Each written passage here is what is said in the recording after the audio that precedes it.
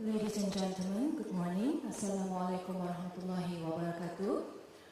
Just before we begin the ceremony in Wal, for your information, we are on live now. We are live now, currently live on Betul Kah Tidak Facebook with DJ Otto. So just in case you want to check it out, please go on Facebook Live, Betul Kah Tidak. Thank you.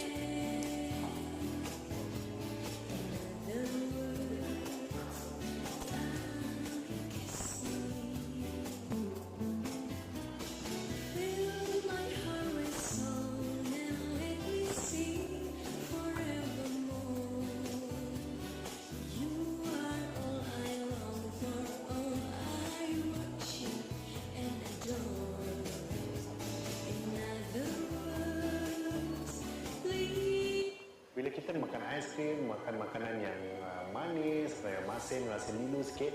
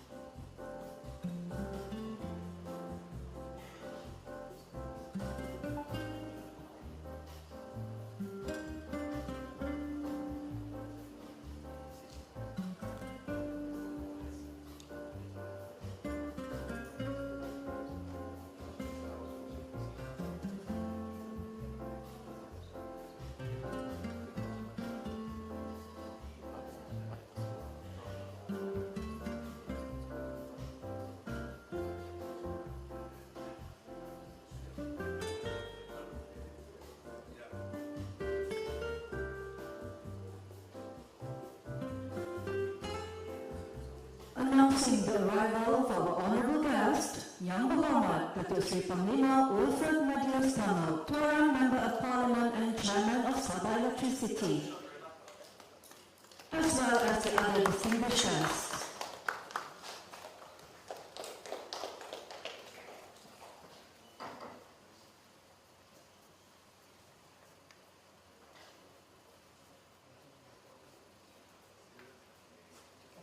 Ladies and gentlemen, please join me to stand for the national and state anthems.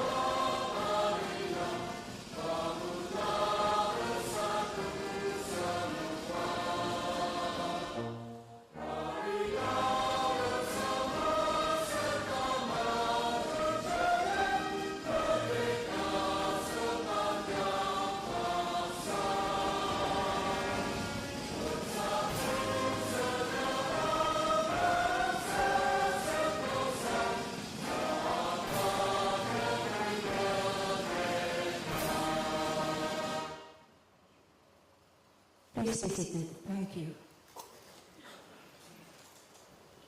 Bismillahirrahmanirrahim. Yang Berhormat Datuk Seri Panglima Wilfred Madius Kamal, Chairman of Sabah Electricity, Member of Parliament Tuaran, Dr. Raymond Alfred, Chairman of the BEBC Malaysia Sabah, CEO of Alisa Certification Sendirian Berhad, Professor, Professional Technologist Dr. Raymond Alfred, Director of Creative Advanced Machine Intelligence Research Center, Cambridge University Malaysia Sabah, Director of Malaysian Institute of Microelectronic Systems, MIMOS Malaysia, Mr. Liu Chichong, Managing Director of GAD Solar Sendirian Berhad, Dr. Sri Dr. Gideon Liu, Director of Commercial Affairs, Southeast Asia of Merchant International Investment and Consulting Company Limited, Mr. Eric Benson, Project Representative of Solar Sendirian Berhad, Madam Alia Liu, Managing Director of NASA Development Group Holdings Sendirian Berhad, Mr. Lawrence Low, Project Advisor of CL Construction Malaysia Sendirian Berhad and China Nuclear Power Construction Company Limited, Mr. Lim Bun San, Director of Empress Malaysia Sendirian Berhad, Mr. Rajat Rajahanipudin, Director of Hijau Energy Berhad, Dr. Ladislaus Maludu, President of Kadazan Dusun Chamber of Commerce and Industry KCCI, Mr. Benjamin Dennis Kolibli, President of SME Bumiputra Chamber of Commerce Sabah, SBCCS, distinguished guests, ladies and gentlemen. Alhamdulillah Rabbil Alamin wa salatu wa salamu ala ashrafil anbiya'i wal mursalin wa ala alihi wa ashabihi ajma'in. Assalamu alaikum wa rahmatullahi wa barakatuh, and a very good morning to everyone present today. Welcome to the launching ceremony of BIMP Eaga Business Council website and signing of Memorandum of Agreement and Understanding to implement program within Bimp Eaga West Borneo Economic Corridor, Green Energy and AI application in Tuaran and Kota districts to enhance economic growth in blue economy, smart farming, hospitalization, food security, trade and investment for the benefit of future generation in Sabah. It is by God's grace that we are given the opportunity to be here today to witness this most auspicious event. Let us give a big round of applause to all those who have put their energy and effort into making this a reality.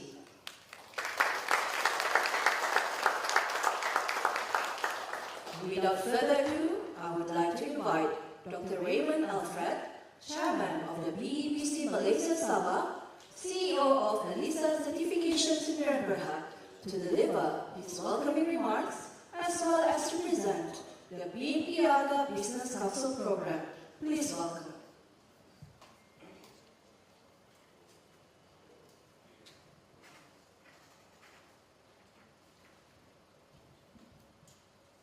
Thank you very much, Puan MC. A very good morning to all of you, especially to our Puan Datuk Sri Panglima Maju Nasional, the Chairman of Sabah Electricity, and also the Member of Parliament for Tuaran. Normally I talk to discuss in terms of technical, but today I give the welcoming remarks, so I cannot shoot my bullet.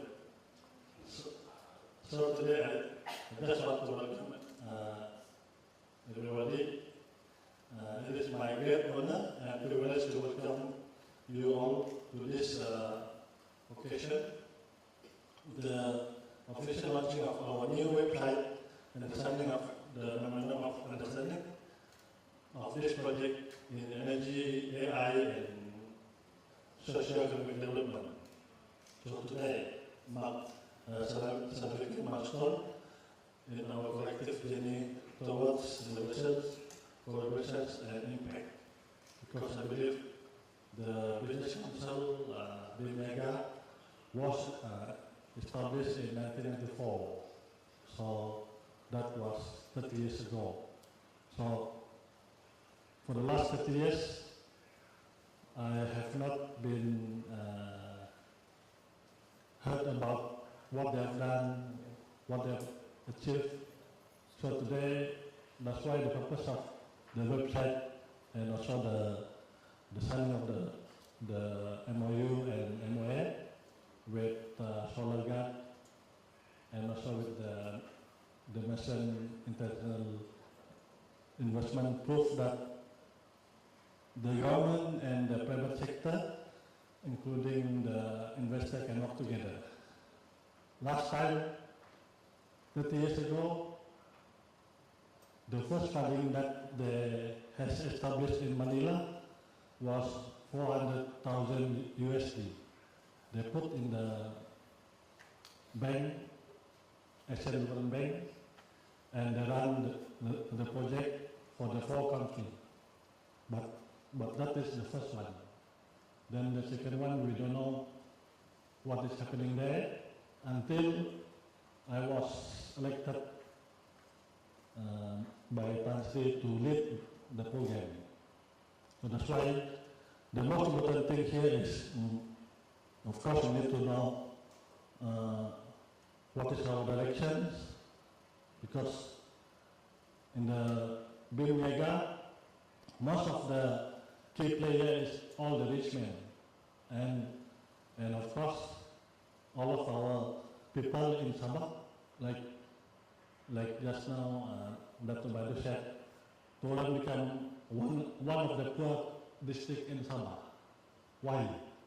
Then Dr. Badu asked, Mr. Liu asked Dr. Sri Gidan, we don't know what is the problem of Toran, why they classified Toran as a poor country. So that's why one of the purpose of this program is to see on how the energy, AI, and the socio-economic can be integrated, and of course,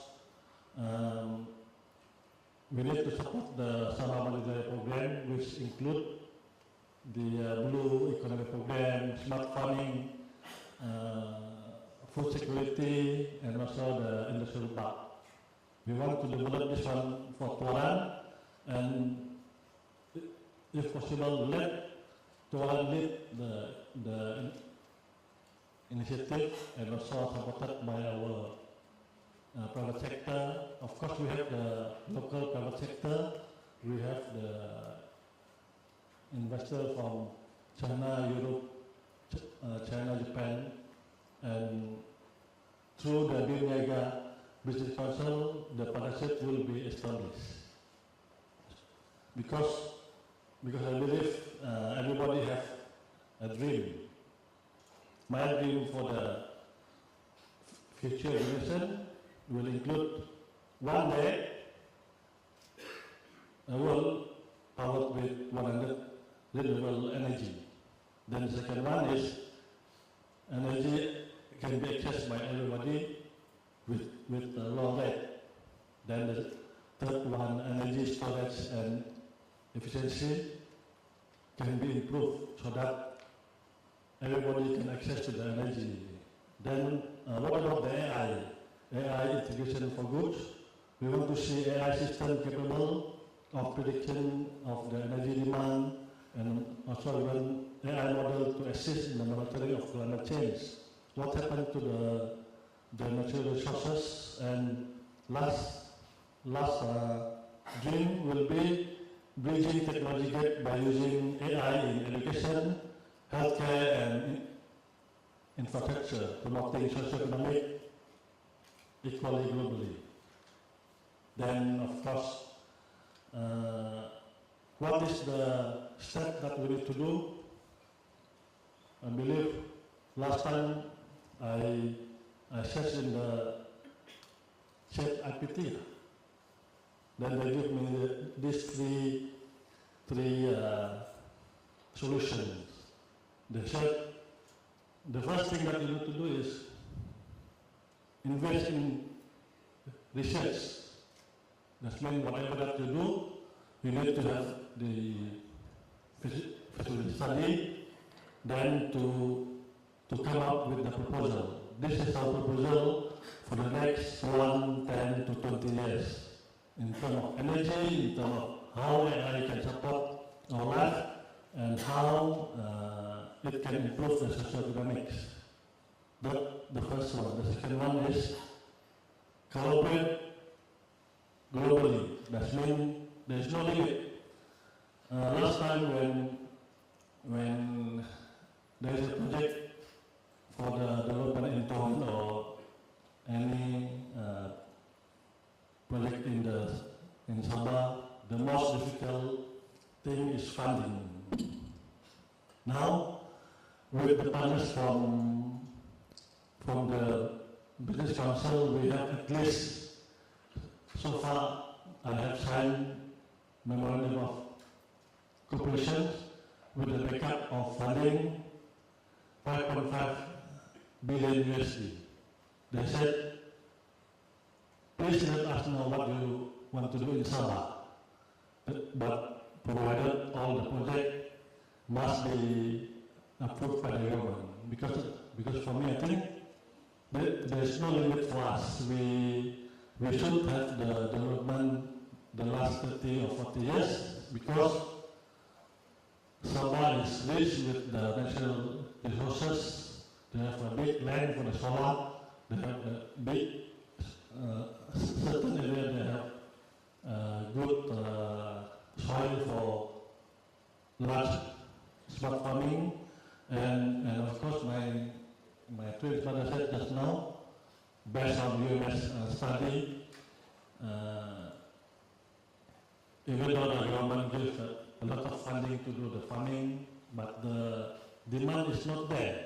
Why? Because there is no program for us to market all of our products in Sabah. So that's why my president, when we set up the Sabah Management Enterprise, we put chambers to look into this issue, and of course we need to work with KCCI and to Legislative Maluda to see on how the Bumi Putra of Sabah can work with all the investors and to see how at the same time we need to address also the basic requirement like electric, water and road. Because this three factor will be the main focus for us to do in Toran. If there's no budget, don't worry. Mr. Liu is here, Madam Alia is here, who else? Oh, Mr. Law from Nuclear China, Huatai, they give me further proof, 5.5 billion USD. They said, come, let me see.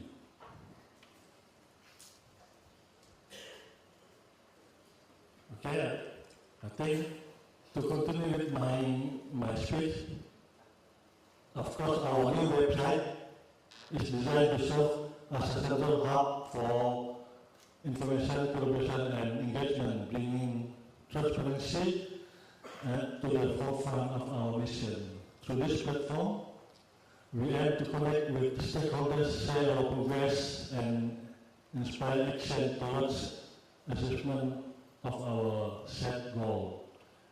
Equally significant in this signing of MOU, with partnerships that are critical to addressing some of the most pressing challenges of our time. By integrating energy solutions, leveraging AI and driving social economic progress, we are paving for the innovation that will empower everybody, the young generation, the medium generation and the senior citizen. We need to train them, we need to make them know what we can do. I want to take this opportunity to extend my heartfelt gratitude to all our partners, supporters and stakeholders who have worked tirelessly to bring this initiative to life. Your dedication and expertise are driving force behind our success, and look forward to seeing what we can achieve together. As we embark on this exciting chapter, let us remember that collaboration is at the heart of everything we do. Together we can unlock the full potential of these projects, creating sustainable and inclusive solutions that benefit everybody. The website that we will launch, they call sabahbebc.org. That is the name of the program. But inside the website, there's also a link to all of the project, the history of Business Council, and also some of the program that is currently by being Eaga Business Council. But the name of the website will be bebc.org, that means blue economy business community. Why? Because I don't think the Business Council can lead the program, because for me, we need the support from all stakeholders like university, bank. I think that GM from Hong Kong banks here. We need the support from all the industry, not only the businessmen. We need to have very good advice from the professional. I think the deputy from the Sabah Professional Council is here, engineer Emil. Yeah. So, if possible, I want to involve everybody in the Bimp program, because this is not my only. I'm not the one that lead the program, but I can share on how we can run this program. So once again, thank you for joining us today. Your program is a testament to the importance of this initiative and the bright future that lies ahead. Let us celebrate this launch and partnership with determination and shared vision for a better tomorrow.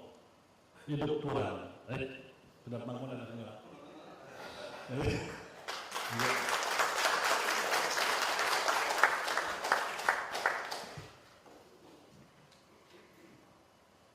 Thank you so much, Dr. Raymond Alfred, for the welcoming speech as well as the presentation just now. Distinguished guests, ladies and gentlemen, it is an honor and my privilege then to invite our honorable guest, Yang Berhormat Dr. Sri Panglima Wilfred Madius Kamal, Member of Parliament Tuaran and Chairman of Sabah Electricity, to deliver his official speech. Please welcome.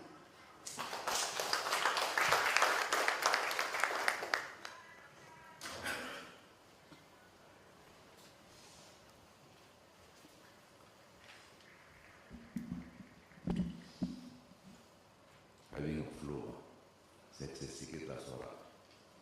Thank you, MC. Dr. Raymond, Chairman of the Eaga Business Council, Captain of Industry, President of Chambers of Commerce, Dr. Ladis and Ben, friends from overseas. I was told from China, and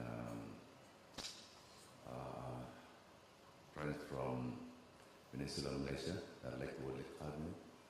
I will say welcome to mainland Malaysia. This is the mainland Malaysia, you know. Your place there is only a peninsula. Ours is the mainland.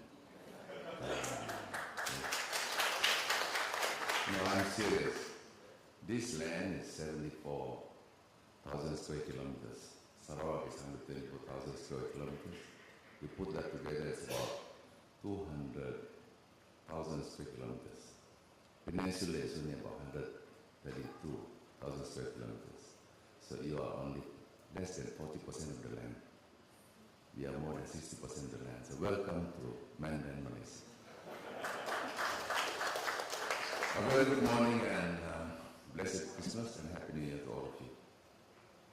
On behalf of the leadership of Tuaran, I would like to thank, look up plus acknowledge Saudara Ali, ADO Tuaran, thank you for being with us here. On behalf of the leadership on Tuaran, I would like to thank Bimp, especially Dr. Raymond, for selecting Tuaran as his launching, or as a guinea pig for his experiment, to get involved, to put together the various stakeholders, business, academics, and perhaps the banks and investors from overseas to come together how we could spur development in Tuaran, beginning in Tuaran. So thank you, Raymond. Thank you also for inviting me to be here to witness the launching of your website, and some signing away movies today. So ladies and gentlemen, Sabah, we are very happy, we are very proud of Sabah, land below the wheel. But when you come to economy, you look at the per capita GDP of Sabah, it's only about 6,000 USD per capita. 6,000 USD per capita.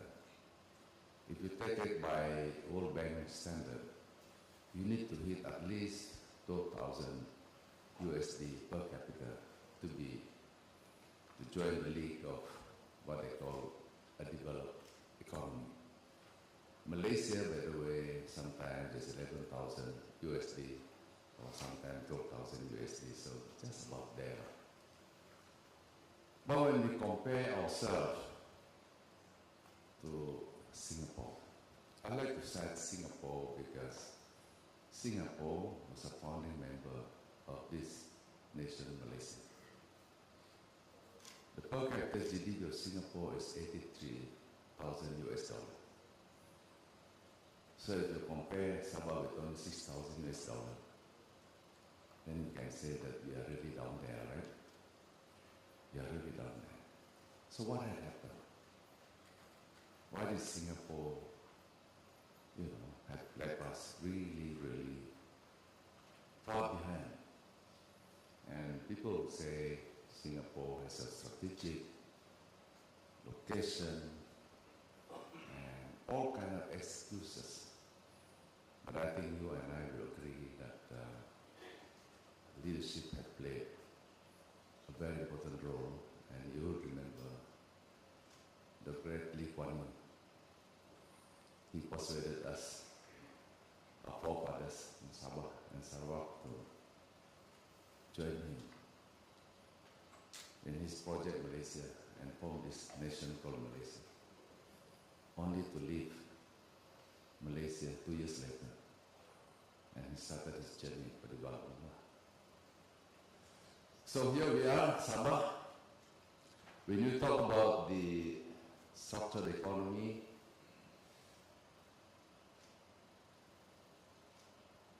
manufacturing or the industrial contribution to GDP for Sabah is only about 7%, less than 10%. And for any economy to be a sustainable economy, strong and stable, you need to have at least 30% of manufacturing sector, industry, the economy. For Sabah, the economy is, still characterized by more than 30% mining, largely petroleum, and then after agriculture. So we have a long, long way to go. The rest is, of course, services, mainly in tourism. That's why you have beautiful hotels and all this in Sabah. But the services, especially tourism, as you know, is very vulnerable. You would remember during the MCO that the industry was brought to ground zero, and we are now picking it up again. So we need a sustainable economy. That means that we need to spur industry. Tuaran, by the way, 70% of Kota Kinabalu Industrial Park by land is actually within the district of Tuaran. It's just that part of the land has already been given back to the people. And most of the industry that has been set up in KKIP is on the Kota Kinabalu side. But big chunk of the land is still within the Tuaran district. And yet, the industrial contribution to the Tuaran economy is still less than 10%. Now I'm saying all this because I'm looking at some investor and owners of technology who is willing to come and help us and come to Tuaran and use your latest technology in all, whatever you call it, smart. So you're most welcome to come to Tuaran.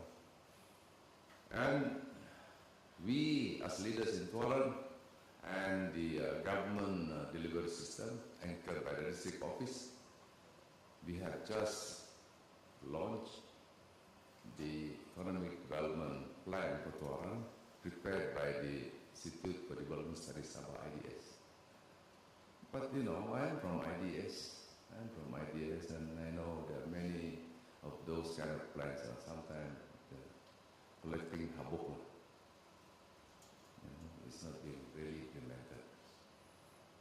So as we enter, as we embark and move into the 13th Malaysian plan, which is going to be launched next year,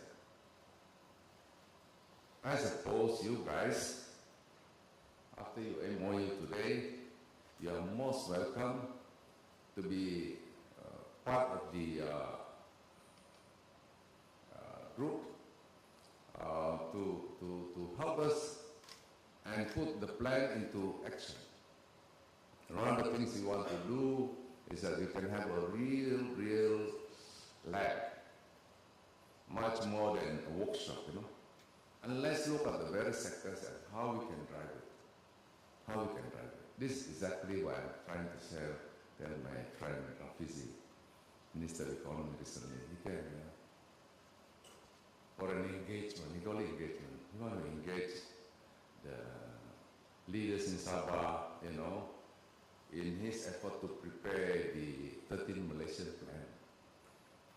But when he came here, there were more than 400 people in the hall. He spent almost 1 hour talking, you know. And then after that, 1 hour question and answer. So that's why I said, come on, do justice to engagement. Huh? Do justice to engagement to come up with a real plan. Don't come here and come up with all kind of motherhood statement and thinking that with that, yeah, the miracle will come and help you spur the development of Sabah. No, it's not going to happen that way. I've seen many Malaysian rancangan Malaysia 5 tahun. I have seen it, and year in, year out, I have not seen it really being implemented on the ground. So it's about time that we come together and let's talk about how we want to resolve things. First, utilities. Water. You know, the whole Sabah, our reserve margin is negative. Our reserve margin is negative. Can you believe that? You know? Among the biggest production of water treatment plants in the state is in Tuaran.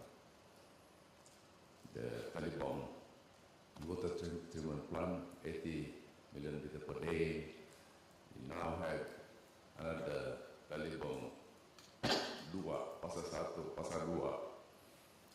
Semua pun 80 million liters per day, 3 of it. So you can have suppose you have 240 million liters MLD. Yeah. But due to some coordination in the laying of the pipe, we are wasting about 70% of the water. You know, we can't even bring the water to the storage tank and to the distribution tank. And that is why I'm not an engineer, but I could easily, with little calculation, I could easily say that we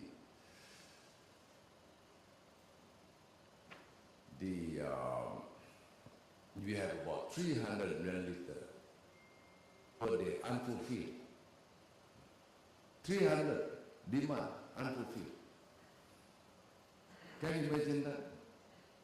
Can you imagine how we can bring the industry with that kind of situation? Yeah. But I have no qualms. I have no problem. I have attended most of the protests and the anger from the residents. I will explain to them that, look, we are in this situation because every time when there is a proposal for water production, water treatment plant, especially in the dams, there are people protesting. You know, we are fortunate that the Babagan Dam is there. Without the Babagan Dam, your reserve margin could even be worse. Then it started Kaiduan Dam. Protest again. Largely because people want to vote. And they change again, they go to Papar Dam. And Papar Dam feasibility was done, supposed to be completed last October. And I was told that Papar Dam pun tidak jadi. I think my friend Ben is happy because he's from Papar. Everybody's scared that they will be flooded.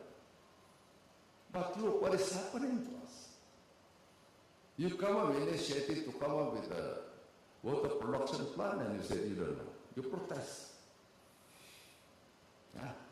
Now we were told that we're going to have a new water supply from the Apopadas Dam. That dam is going to support something like 6,000 MLD, but not 100% for water production, maybe another 300 MLD for the West Coast. Not very promising, isn't it? Not very promising. So if I ask the district office, and if there is a DP, development plan, comes to the table of the district council, the first agency to say something would have been Jabatan Air. Jabatan Air will say whether cukup air kah. Bisa enough water, then tidak lulus lah development plan. But I think all DPs have been approved. All have been approved. And when they approved the development plan, what happened? Tiada air. And that's what's happening. That's exactly what is happening. I think if you want to sit there and really listen to all the agencies, I would say no DPs can be approved.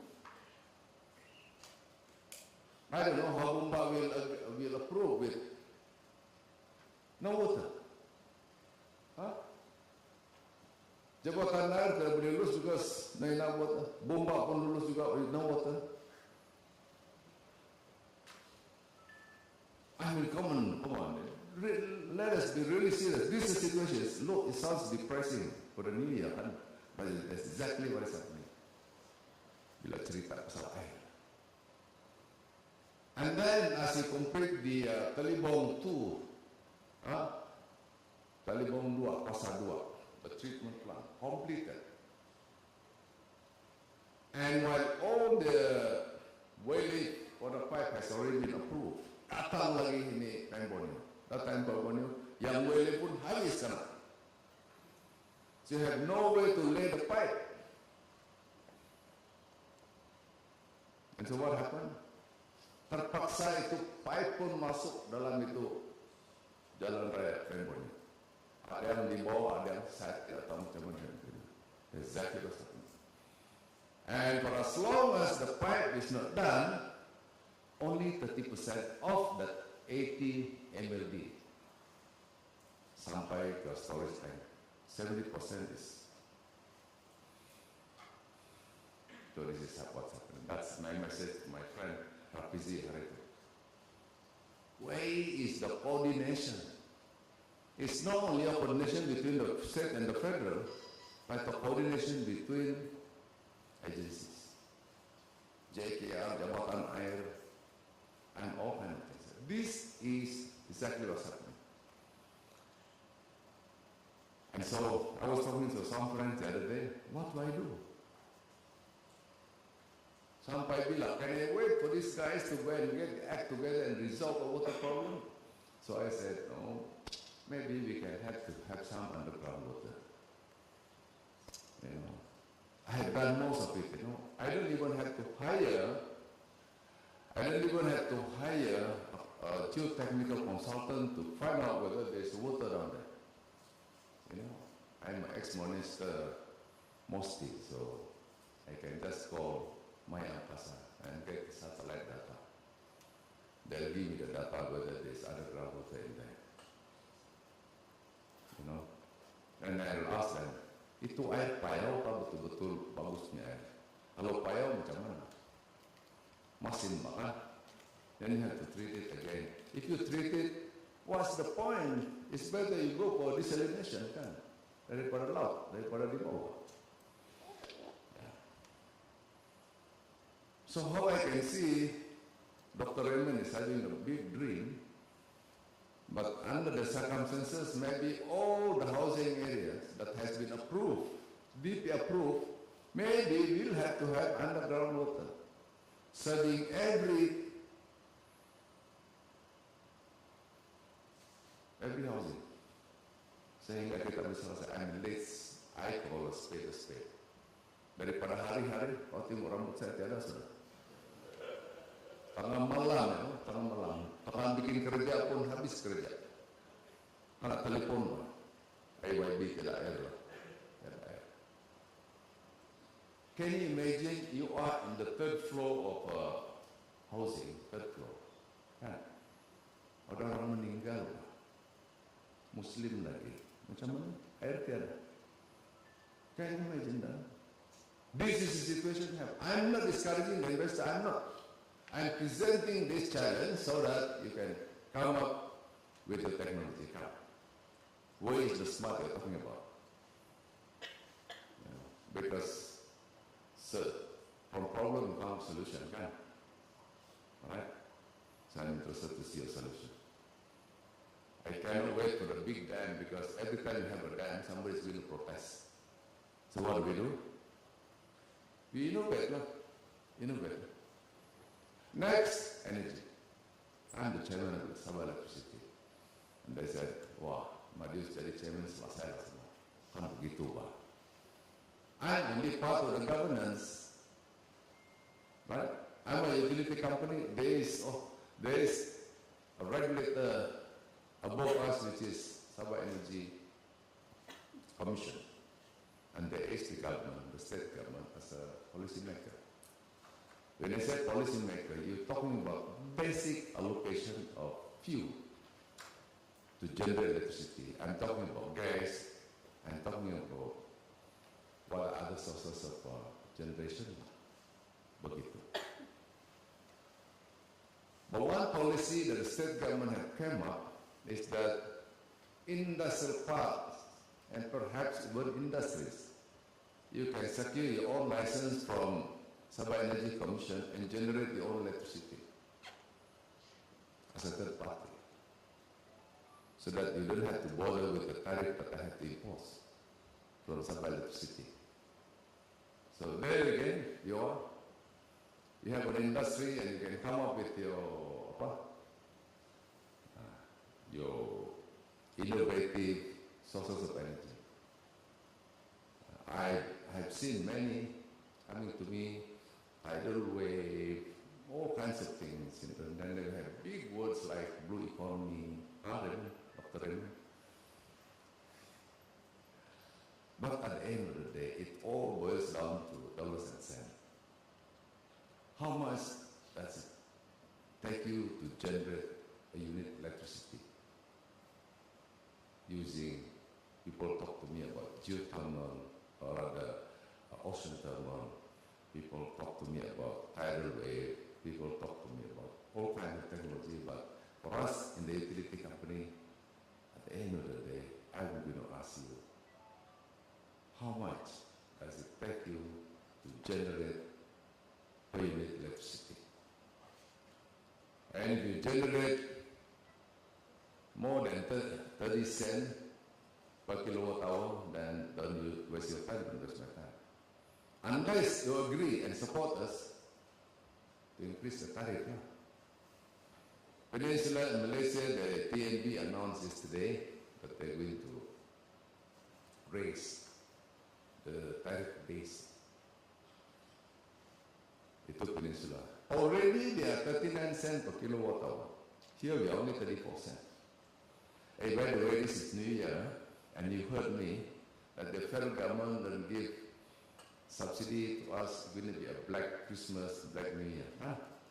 Now I'm going to announce to you today that the federal government have already given us 161 million on Christmas Day. So they have given us, state government have given us 50 million. All of this money are in the form of ICPT, incentive, imbalance cost pass-through, meaning, you know, the subsidy we are receiving is only at a certain level of price. Tapi bila dia naik, and things like that is not accounted for, so itulah dia pergi bayar. So it's going to be, it's a white Christmas lah, it's not black Christmas lah, not black New Year. Banyak terima kasih. He also continue to tell the federal government about time then if they give us a moratorium to pay itu pinjaman. Yeah. I love to talk about money because Dr. Raymond talk about money. He said today, Bimp Eaga ada duit, so my ADO pun cakap, wah, this is real good news. Ah. Tapi bila dia cakap tadi kan, tidak ada orang tepuk tangan. Hah? Apa itu? Ha?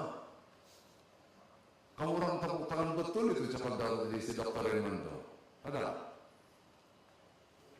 Betul kan? Tepuk tangan, Pak. Masih tepuk tangan sama dia, ha? It's only to organize, kan Raymond? Betul lah? Okay lah, it's only to organize, bagus lah. Wah. Kami pun sangat happy, saya punya idea pun senyum saja, because, you know, he has still start from orang. Penting ada sign. Penting ada sign. Dr. Raymond mentioned about Tuaran as one of the poorest district in the state. You know, we were never listed before. There are 10 poorest districts in Malaysia, 8 of it in Sabah. And suddenly Tuaran pun listed. And then a district which is supposed to be depressed, which is Kudat, is suddenly taken off the list. That means they are no longer the poorest district, Kudat, but Tuaran is. Wow, you know, as I said, 70% of Kota Kinabalu in the Sepak is in Tuaran. Tuaran has a 5-star hotel outside of Kota Kinabalu, the only district in the whole of Sabah. Sandakan pun tiada 5-star hotel. Tawau pun tiada. Lahadatu pun tiada. Soon, Kuala Penyu adalah. You know, Club Med is coming to Kuala Penyu. It's going to be a 5-star hotel. Soon, Tuaran will be another 5-star hotel, Hilton. Soon. But yet, we are still the poorest district. I said, as a leader in Tuaran, I'm okay with that. I'm okay with that. You know, even if people say that's your KPI as a leader, I'm okay with that. I'm going to use that. That categorization by the Ministry of Economy as a means to secure more fund. So I'm telling Rafizi, say, look, you have classified Tuaran as the poorest district. Where is the fund? Come on. I'm going to ask you more fund for Tuaran. I'm going to ask you. And you will help me with a little, after this, Dr. Raymond and then the ADO from Tuaran, we are coming up with labs, you know, various sectors. Agriculture, we are talking about utilities, water, electricity, yeah? And then we're going to get all the entrepreneurs in Tuaran who are already doing something. You know, I think some of you are here today. Yeah, some of you are here today. We're going to put you all together and then come up with something that will make business sense. And as Dr. Raymond says, sign, and then you got some money and you do it. Huh? Betul kan, Dr. Raymond? You heard him, he said betul. Oh, tengok. Government sign, huh? Ada idea saya sign. Okay, let's do it. Let's do it. You know, I mean, he is talking about market. Where is the market? You know? Orang kita ini kalau if the market has not been really defined, have identified. You are going to produce, but we have an industry. We have a factory in Tuaran, QL Marine. I think they are a listed company. They are producing fish cake. I think it's 100% for export. And I don't think so. They're complaining about market. You know, Japan's market. Aquaculture is developing in Tuaran. I went to visit recently, and the production, 96 acres, I think. They are doing that. I've seen one aquaculture, one of the best in Sabah, in Tawau Sempurna, done by the Thais, you know. No disease.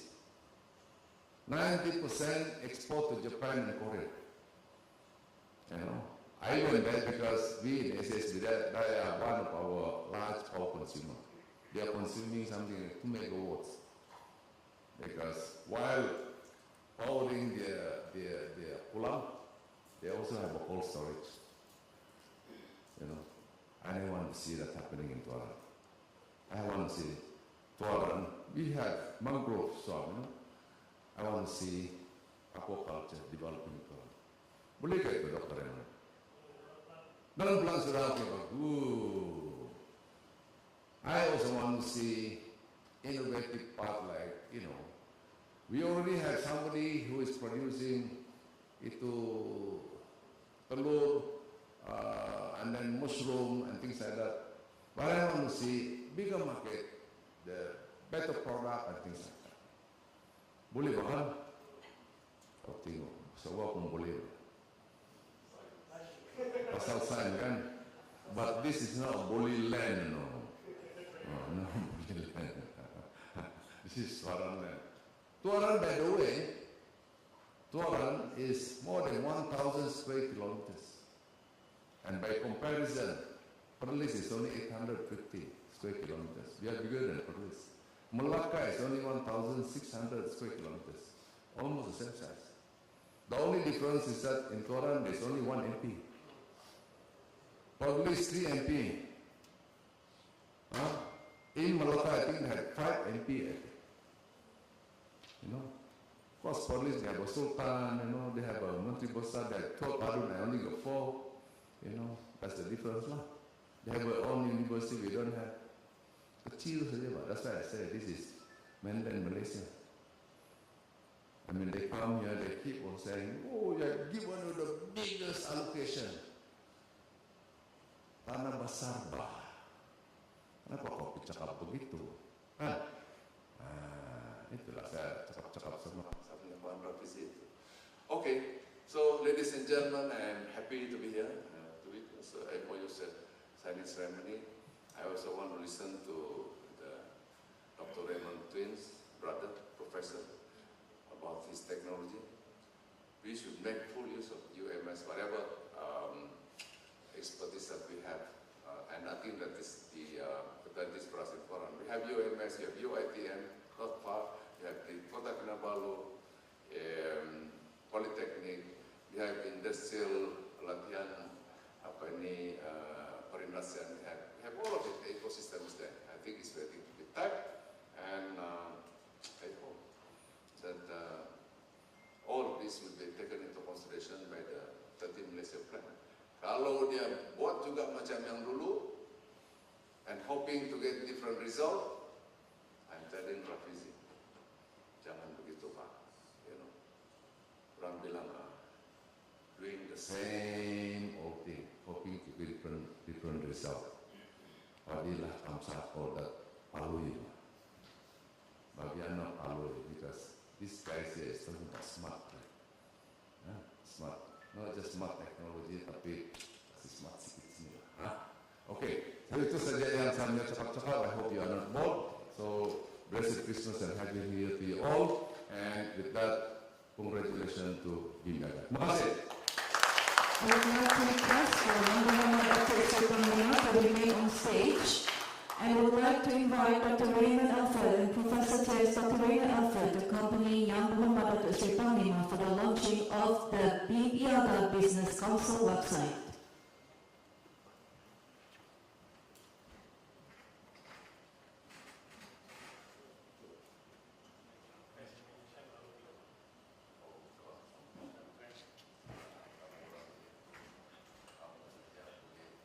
So for your information, it's using a face recognition technology.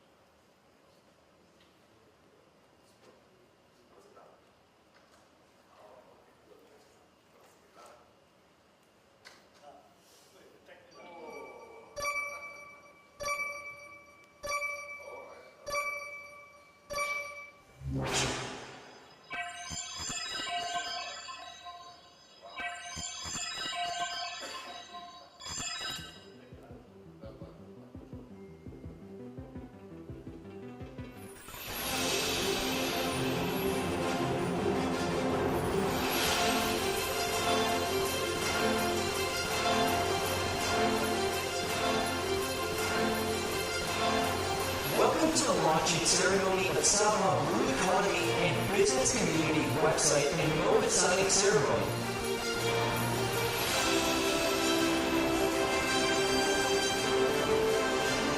Sabah Blue Economy Business Community was established to foster economic growth in the Eaga region.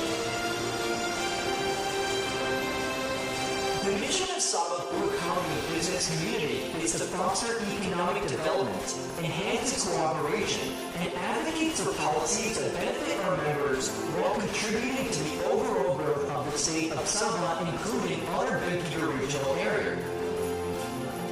The vision of Sabah Blue Economy Business Community is to be the leading catalyst for sustainable economic development in the Eaga, inspiring businesses to champion sustainable solutions, foster innovation, and build partnerships for shared prosperity and environmental stewardship.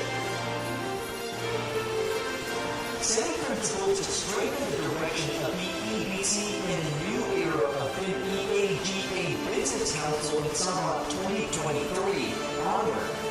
Firstly, transparent, green and blue business operation and related economic-driven project is established in Bimp Eaga landscape through the implementation of strategic and proper certification program mechanism. Secondly, centralized spatial database for all business entities is established to allow exchange of information and improve supply chain mechanism. Thirdly, mechanism to support special envoy is established for specific policies that require country-to-country synchronization and harmonization. Fourthly, integrate project and business development plan to meet Bimp Eaga goals and maximize the effectiveness of the project development. Fifthly, communication among all stakeholders, non-government organizations, NGOs, buyers, suppliers, operators, and administrators is enhanced.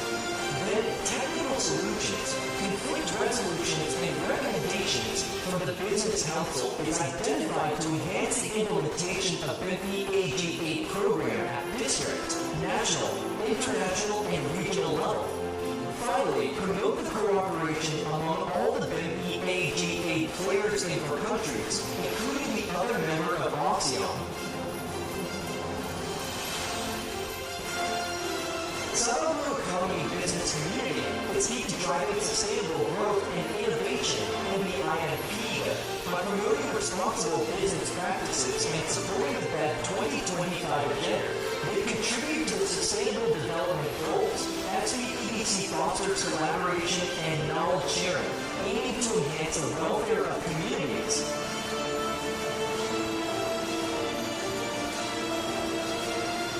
Their mission and vision focus on being a catalyst for sustainable economic development, inspiring businesses to adopt sustainable solutions, foster innovation, and build partnerships for shared prosperity. Ultimately, Sabah Blue Economy Business Community is paving the way for a brighter, more sustainable future in the Bimp Eaga region.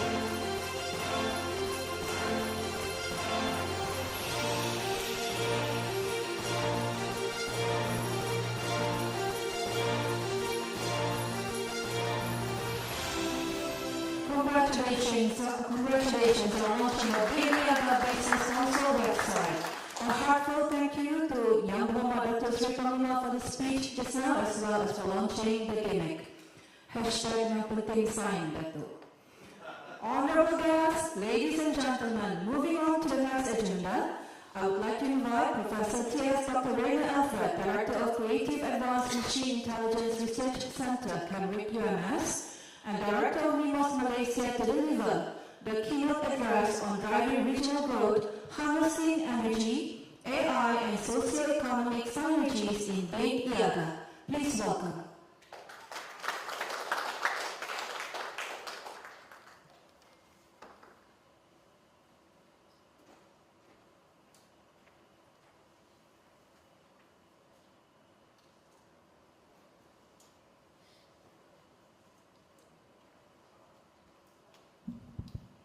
Very good morning. Pertama kita yang YB Datuk Seri Panglima Wilfred Madustamo, Dr. Raymond, Chairman Alisa Certification, Tuan Ali, ADO, and all the distinguished guests today. So today, yang ini bukan lecture, just to give idea or share knowledge about what the situation at the moment, opportunity in Sabah, challenges, and way forward. Okay? So, in most of the time, kami di universiti ini kerja sendiri saja, siap sendiri saja. So we did not engage with the community, but recently we have a lot of grant. So they encourage us to participate with industry, to serve the community and government. So today I will also show some of the projects that we have done with the industry, with the government and community, and perhaps we can go further to explore more. Okay? So the title that I'm going to share today is the Driving Regional Growth, Harnessing Energy, AI and Socio-Economic Synergies in Bimp Eaga. So let me introduce who we are. Okay? So I'm the director for the Creative Advanced Machine Intelligence in UMS. So we are focusing on the 7 pillars. So if you remember, we have this 7 pillars of 4th industrial revolution. So in UMS we form 4 groups. So we have the Advanced Machine Intelligence. So I heading this group. We also have we have this center sponsored by TPT. We handle all the data analytics, machine intelligence, and many more. We also have the cybersecurity. We have the top cybersecurity in Malaysia. Number 1, Huawei, always top in Malaysia. We also have the data technologies application, and also lastly the lead.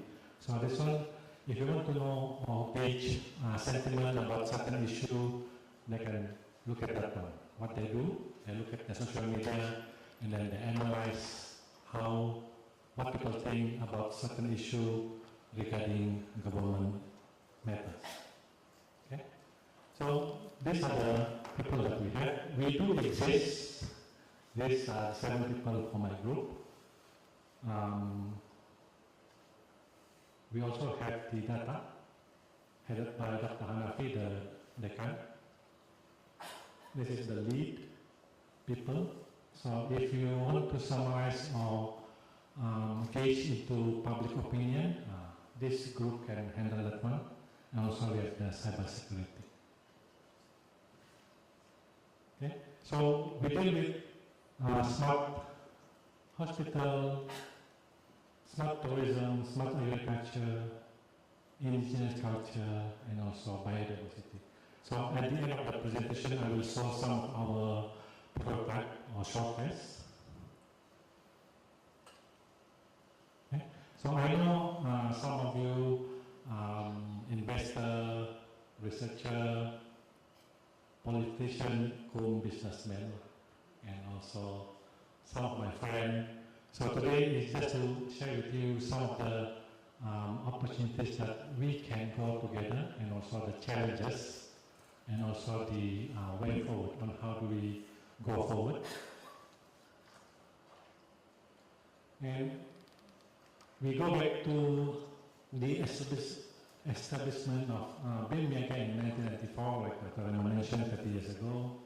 They are focusing on these 5 issues: promoting private sector, enhancing connectivity, establishing a food basket in Asia, promoting sustainable, and managing resources sustainably. So until now, the focus is still here. So what are the industries that we have? But before that, we want to look at the performance. What are the economic performance indicators that we have?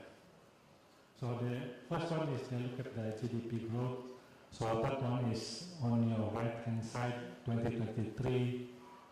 We have more GDP, so increase of 7%. We also have the trade in goods, the combined, but in 2023 we are a bit down. And lastly, the investment. So investment in 2023 is increasing. So this is the total investment in Bimp region. So looking at these figures, the performance indicate that the business around this area are encouraging. But when we look at the industry, so they look at the industry, agro industry, fishery, tourism. They focus on shrimp, rice, coconut, cattle, and also seaweed development. So we have done some research on that area also. Some of the activity, like they get the fund from Korea in order to enhance food security in Indonesia, and also the seaweed production. This is done by the Philippines and Indonesia. And I know this is Ben punya part, Ben Golombi. So they look at promoting sustainable tourism and develop green ecotourism. So recently they have this Indonesia, Malaysia, Thailand growth triangle, and Bimp Mega to identify tourism product for joint project and enhance cross-border tourism. Manufacturing, some of you are in the industry. How do we adopt sustainable ecotourism? And then in ICT, of course, this is the main concern here. How do we use the IT in order to sustain the development and also the movement in increasing the production, and lastly, energy. So by next year, we should have the Bimp Power Integration Project, in which they have the power trade between countries, in which they can sell now between countries.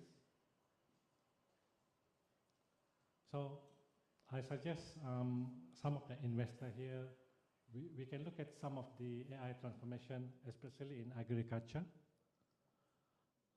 We use IoT to capture and then analyze them. And also we have this predictive maintenance in order to lower the cost. And also of course, the chatbot AI. So most of you, I believe you know how to use ChatGPT, right? In order to do report and so on. And next one is the AI in renewable energy. So this is one of the area that MIMOS is focusing now. They want to look into how do we manage our power, because we have limitation in terms of production. But how do we optimize penggunaan tuh by monitoring the usage and also the receiving end or the production end. And also for this one is how to maximize. So in MIMOS, they look at how do we adjust the angle of the slide automatically so that it can maximize the output of the, maximize the production of the output from the sun. Okay? Okay, challenges in deploying AI-based solutions. So this is based on study.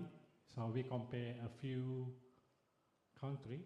For example, we have Singapore, Malaysia, Indonesia, Thailand, Philippines, and Vietnam. So the very dark blue, that means we have problem. So we have problem here. You look at Malaysia, so we do not have talent and difficulty in finding and attracting AI talent. So in Sabah alone, we don't have expertise, but we do have this smart group working in Malaysia, in UMS, and trying to engage with community. So we need to increase that one. That means even if you promote smart technology or AI, we don't have enough people in Tuaran to go with that. So not only in Malaysia, not only in Philippines, Thailand, can you see that Vietnam is ahead of us? Small country, but they're ahead of us. Okay, in terms of this one, the investor. Challenging to find suitable AI partner. This is because of the awareness. You see, Malaysia and Indonesia, we have problem because we don't have talent. We don't have talent to go into this area, and very high cost. Okay, very high cost in Malaysia. And the third one is we do not have the standard way to capture the data. I know that for every development plan, you need to capture the data. Must be no bias. You have to get the complete data. But in Malaysia, we are okay. But Vietnam do not have the good data, and also we do not have the infrastructure. So that's why we combine with AWS in order to capture, work with them on how do we capture more data in a standard way. And the fourth one is we don't have people want to share the data because to get the data is very time consuming and high cost. So that is the problem with us in Malaysia. And last one is we have lack of knowledge of AI deter investment. So not many people know about AI, but everybody talk about AI. They claim that even they are majoring in education, they know about AI. Even they are minister of technology, they know about AI. Everybody claim about no AI, but when we want to deploy, we have problem there.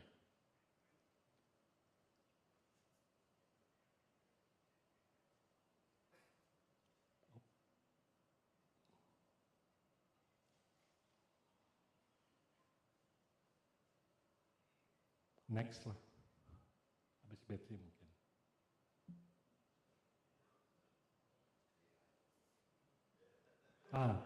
Yang ini bukan AI. This is connectivity.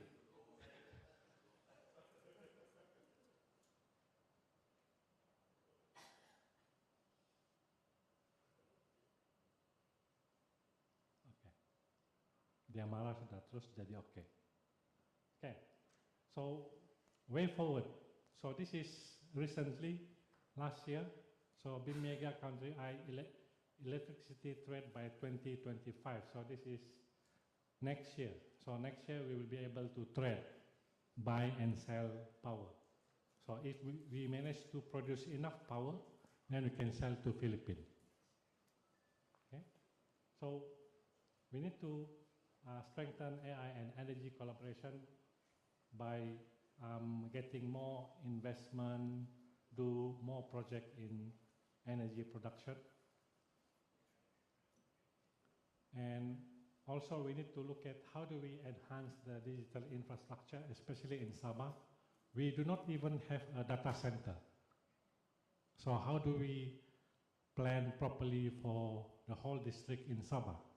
So we do not know what is the GDP for each district, what is the main income, main production of each district. So we need to do that. We need to establish that.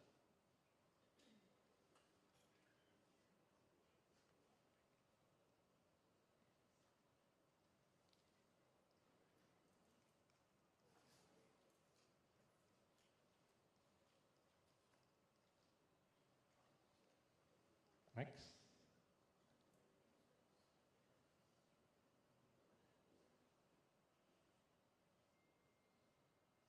Okay, this one is more into the connectivity in terms of the NELA, sea connectivity.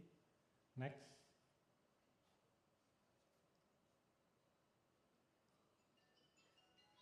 Okay, we always complain about no budget, but Bimp also offer a grant, a big one coming from Korea. We have applied but failed. They have around 219 applicants, but they only selected 11. So 11 focus more on agriculture and fishery project. So this is recently in July. We apply in January, but we will apply again. And this is, we need to prioritize sustainable development. How do we use energy in an optimized way? And how do we use AI to monitor and mitigate environmental impact? So Brunei, in this report, they've shown some of the activity that they have done. And lastly,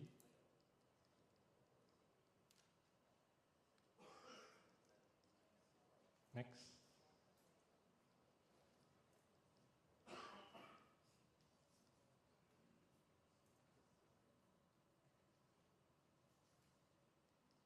Okay, focus on education and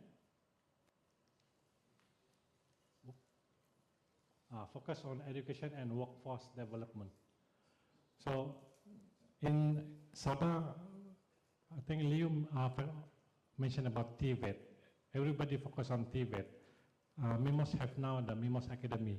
I told them do not compete with university because we have the same skill set to train.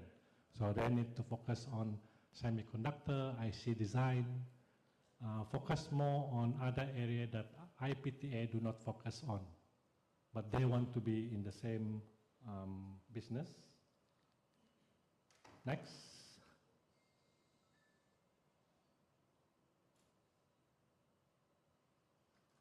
And this one also, like our YB mentioned just now, we have to engage with the community in order to get the input. We don't know what is the requirement from the ground, so industry have to design like a program to get them involved. Okay, now I want to showcase some of the research that we have done. Most of the research that we have done, especially together with my Bangai, Dr. Rena, we won a few awards. The money that we apply quite big juga, tapi semua habis sudah. If you ask for more, but we will apply again lah. Okay, so this is the smart agriculture. The budget is around 9 million. So we serve the whole Malaysia. So what we do, we focus the supply and demand for agro-food in whole Malaysia. So including every state, every district in Sabah. So we can predict what is the supply and demand. So we know where is oversupply, undersupply, so that they can move around the commodity. So this is, we work together with farmer. We also have this smart farming. We did with one of the company in Ladatu, Hafiz Farm. So this one, we look at how do we predict the health of the beef cattle based on the movement. So this is to improve the production that we have for the beef cattle. Next.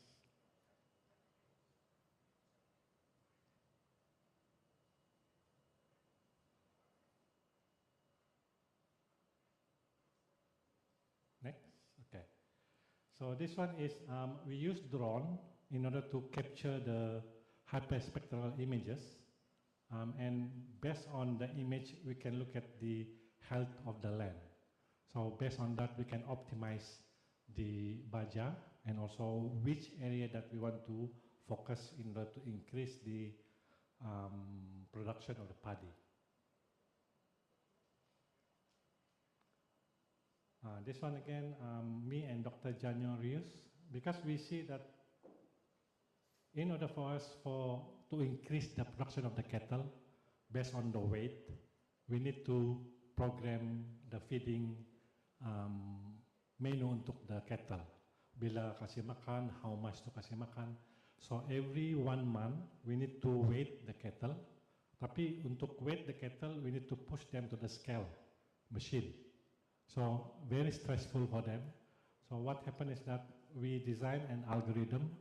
Based on the image, we can estimate the weight of the cattle and adjust the feeding program. So by that, we don't have to push the cattle to weight them. So we can optimize the feeding program. This is, we work with the cybersecurity for the smart building. We went to Germany twice to showcase this. Coba kau dengar yang dari kamera saya. This is in healthcare. We try to model the structure of the protein. So this is long time ago. We got gold medal also.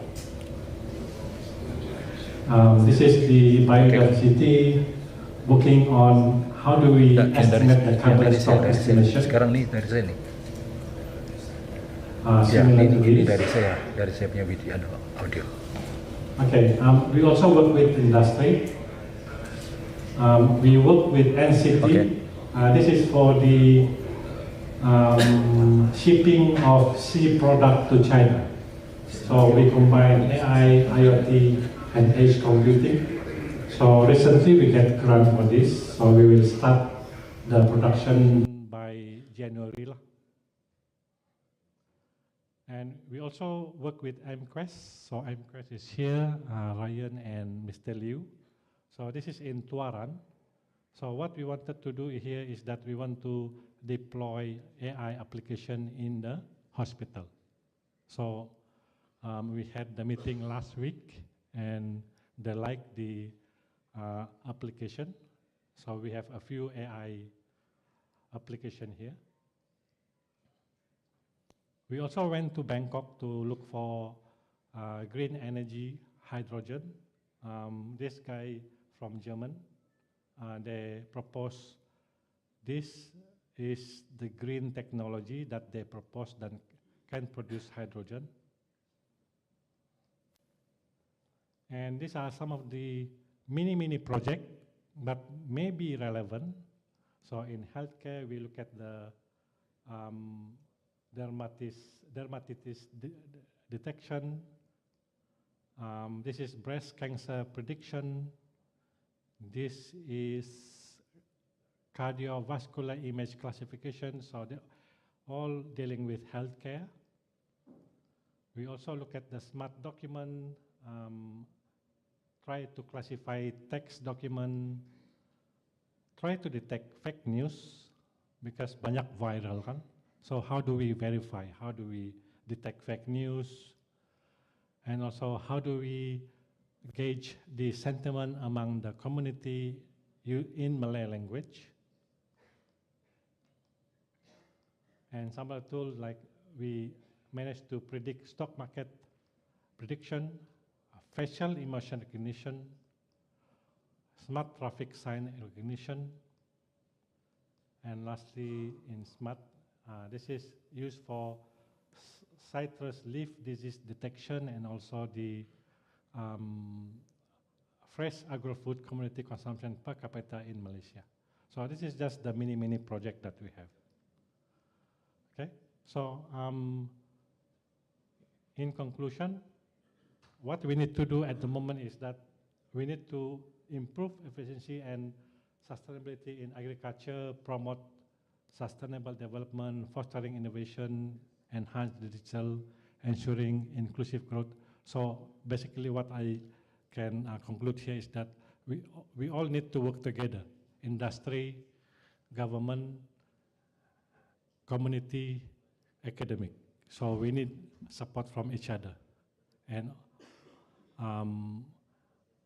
we also need to look at what is the direction that we need to go, like Dr. Raymond mentioned about we focus on energy, but at the same time also YB Dato mentioned about the other infra like water, electricity. So those are the thing that we need to focus on. And the most important part is we all must work together and look at what is the best way for us to move forward. Okay, so I hope this one give you some idea on how we can proceed in terms of technology and also the plan. And I bet in the development plan in Tuaran too, maybe you didn't include any AI kan? More into general sajalah. Yeah. So okay. Yeah. So with that, thank you for your patience because I'm standing in between you and the signing ceremony. Okay. Thank you.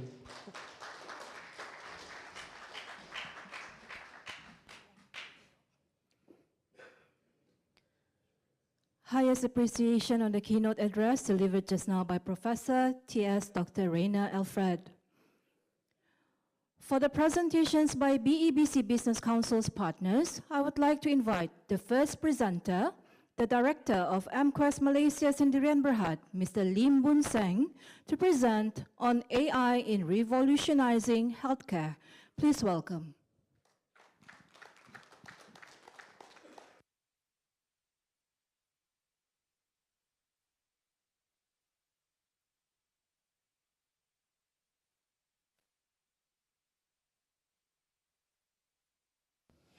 Okay, good morning, and YB Dato Sri Wilfred, Chairman of the Sabah Legislature and Member of Parliament for Tuaran, Dr. Raymond Alfred, and Chairman of BIMP Eaga Business Council, distinguished guests, ladies and gentlemen. I'm delighted to be here this morning to witness the launch of your BIMP Eaga Business Council website, and also the signing of the memorandum of understanding for implementing programs in Tuaran, okay, and Kota Balu to enhance economic growth in the blue economy, smart farming, healthcare, food security, and trade and industry, and for the benefit of the future generation in Sabah. Okay. Now, MQuest Sendirian Berhad is a technology company. We focus on healthcare, and since 2012, we have provided the solutions that are crucial to the operations of healthcare facilities in the including some of Asia's largest healthcare provider hospitals, for example, the IHH Group, both in Malaysia and in Singapore. Now, today we are honored to partner BIMP Eaga Business Council and also the UMS to revolutionize healthcare with AI. For the sake of Sabah, our goal is an AI-integrated, patient-centric healthcare platform aimed to empower healthcare facilities to provide better patient care, patient outcome, better care, optimized operation, and greater stakeholders' satisfaction. Okay. Now, the role of AI, as shared by Professor Rainer just now, has gained much in momentum and has become one of the most transformative forces in modern medicine within a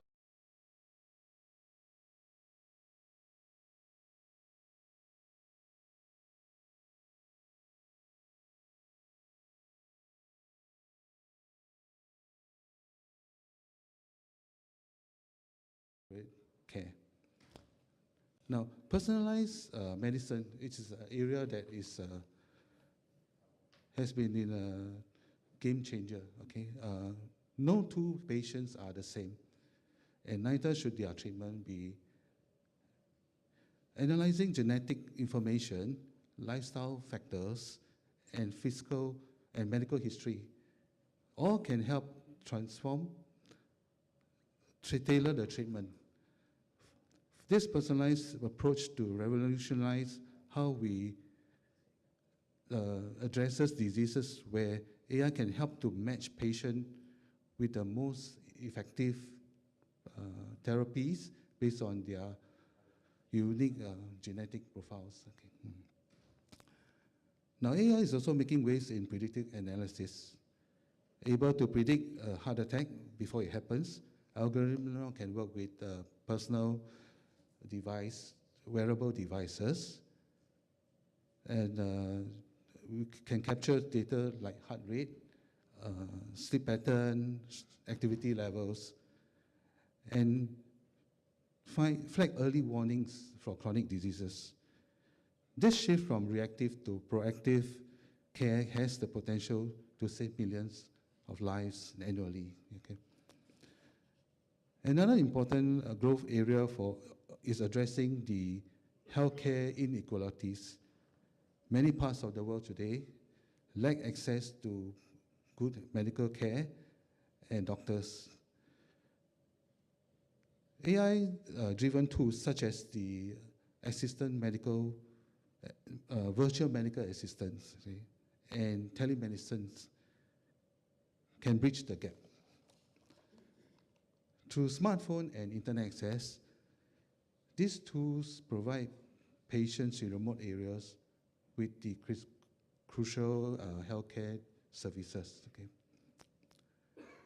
Now, we are encouraging the use of AI in helping hospitals provide patient-centric care, overcoming doctors' reluctance, sometimes due to their way of workings over the years. Sometimes even electronic medical records are not captured properly, which is prevalent in many local hospitals, including those in Sabah. So by providing AI tools like, for example, voice-to-text technology to record case notes, okay, and to case note and observation, help the doctor to easily input important information about the patients, okay.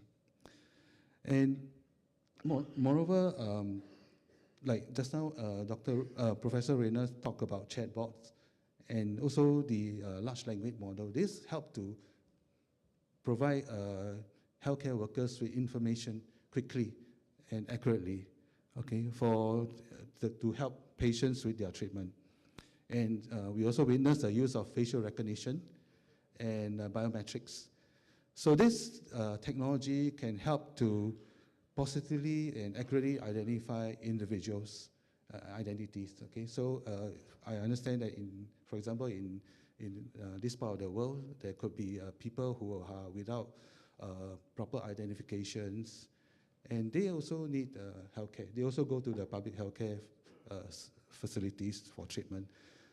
So by using such technology, AI technology, then we can positively identify them and continue to care for them, despite their lack of documentation, personal information. Okay. No.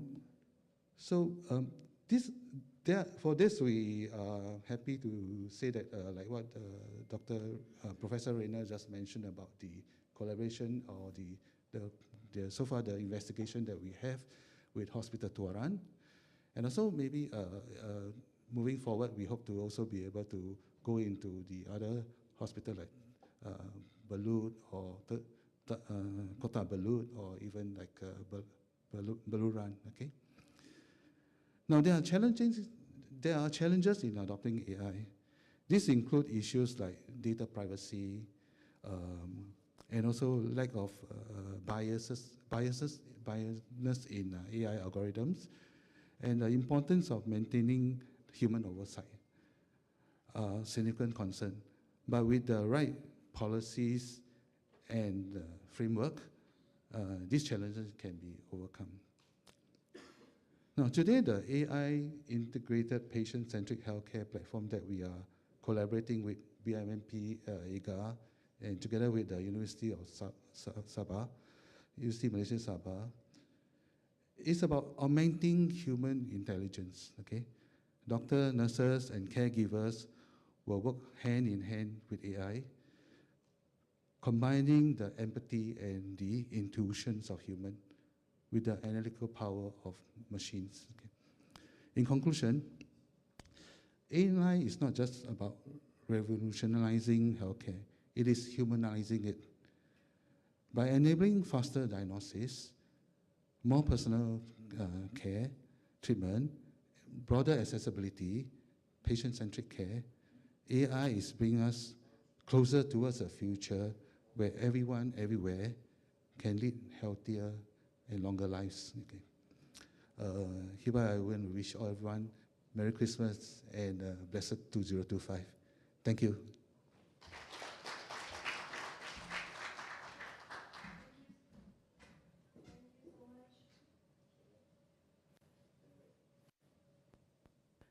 Thank you so much, Mr. Lim Boon Seng, Director of MQuest Malaysia, Sdn Berhad, for that presentation just now. Moving on to the next presentation by BEBC Business Council's partner, let's all welcome Mr. Raja Fajar Rajahanipudin, Director of Hijau Energy Berhad, to deliver his presentation entitled Innovations in Green Energy Technology. Please welcome.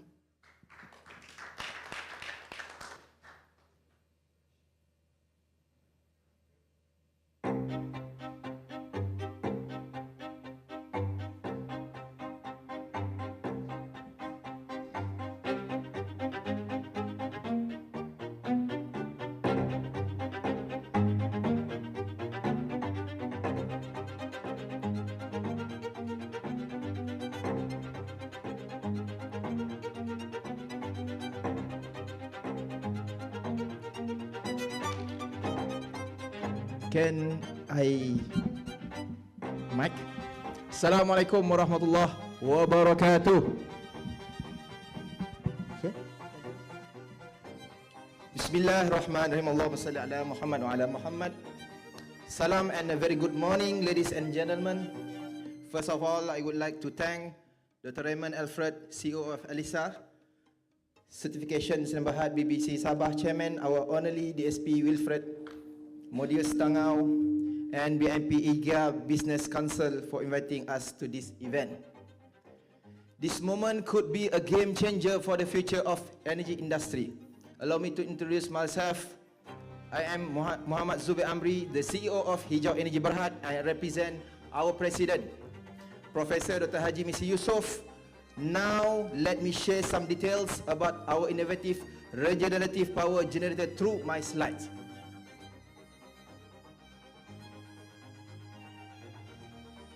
This is introduction in energy technology. Achieving a sustainable and competitive future, GEB means efficient and environmentally friendly electricity generation. For one start, on 24 hours, 7 days, 365 for one start only. This our product. Next.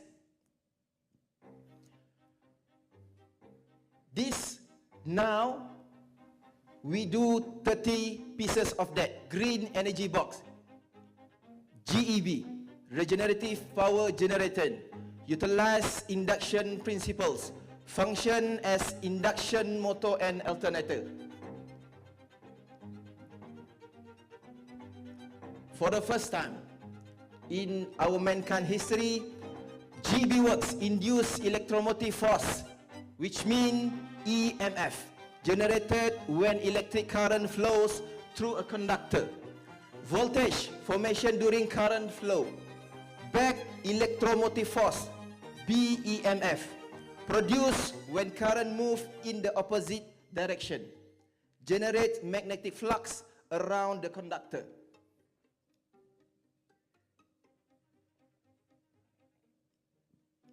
The key component.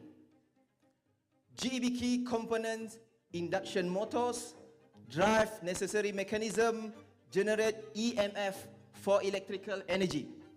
alternator use BMF to generate additional electricity, recycle waste energy. For the first time, I will present to all of you, this is a few years before. Can open my video and my team. Sorry. Okay.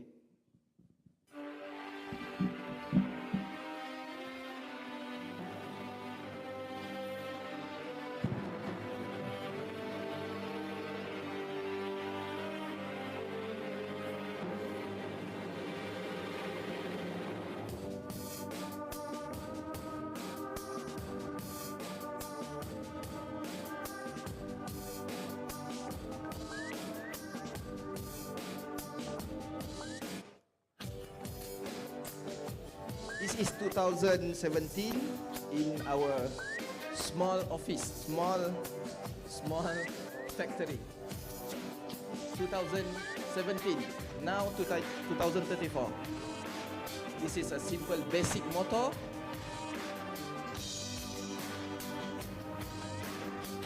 Because have the word. This is a next generation 2018. We upgrade the better way, but the basic only, the simple basic motor. This is my 2019, before PKP, before COVID. We test in our whole building with one generator, stand alone, like that. Half of our refrigerator in our home. This is the next model. Prototype number 6, 2020. We upgrade version. Okay, complete. Okay, now we off. For the whole complex, can on with one generator, the basic simple motor. Now we on again. With a simple basic, can use in the rural area for the island. This is next model 2021 with upgrade version, additional with the alternate transformer.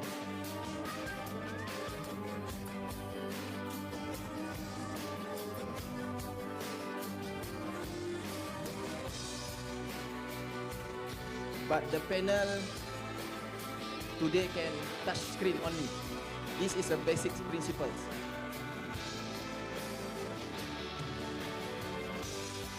Okay, the power is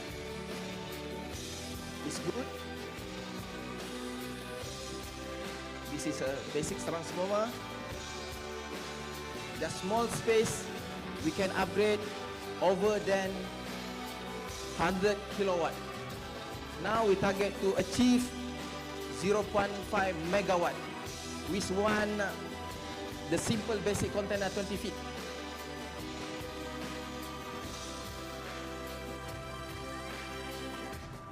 Thank you, but I will talk to one sentence from my professor. He cannot hear today. I represent. He said, in conclusion, GEB is an excellent example of innovation in energy technology for whole the world. Using back electromotive force and recycling waste energy offers efficient solution to current energy challenge and bring us closer to a sustainable future. The simple basic motto: no water, no hydrogen, no solar, just simple basic motto. As our President, Professor Dr. Haji Misri always remind us, we did not create energy nor destroy it. Energy cannot be created nor destroyed. Allah creates the energy, however, energy can be transformed from one state to another. Thank you.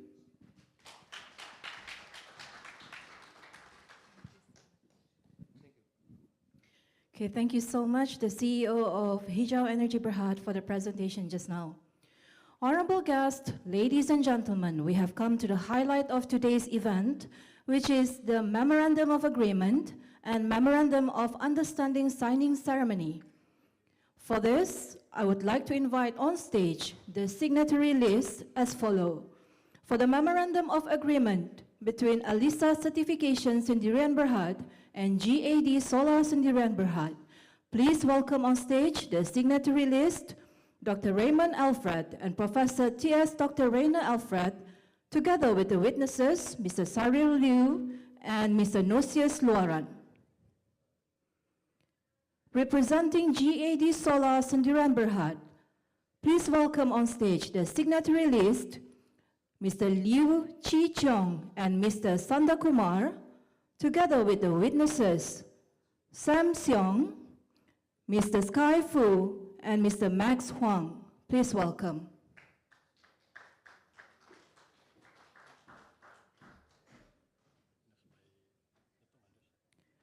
I would also like to invite the honorable guest, Yang Berhormat Datuk Sri Panglima Wilfred Madius Tangau, to be on stage to witness the occasion as well. Please welcome.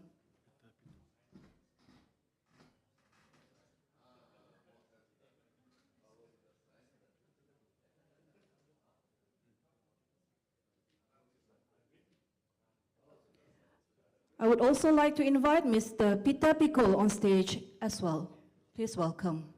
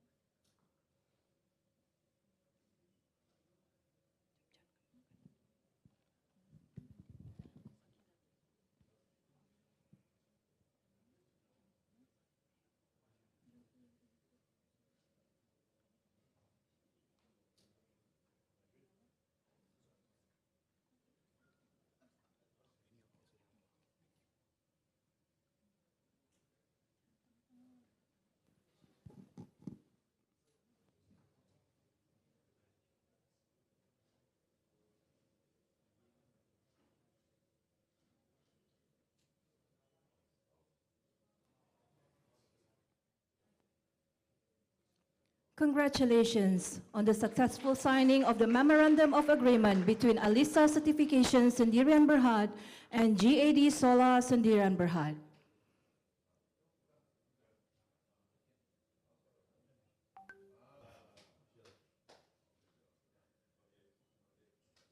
Thank you so much. Next, for the Memorandum of Understanding between Alisa Certification Sendirian Berhad and Merchant International Investment and Consulting Company Limited.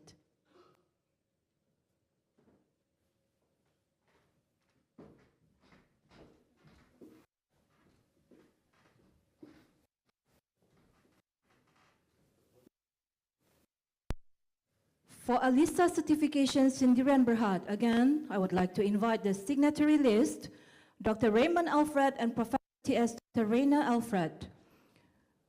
Representing Merchant International Investment and Consulting Company Limited, I would like to invite Datuk Sri Dr. Gidon Liuk and Mr. Antonia Chang Chi Fong, together with the witnesses, Datuk Ladislaus Maluda and Mr. Benjamin Dennis Kolimbi. Please welcome.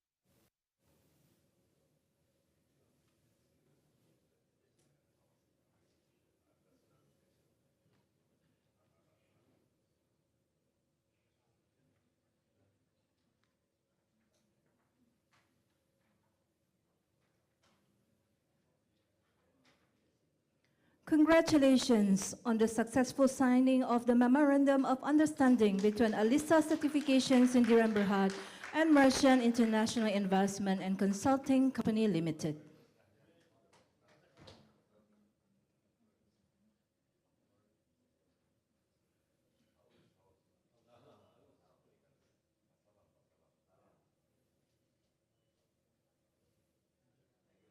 Congratulations, and once again, please join me in a big round of applause for the successful signing of both MOA and MOU today.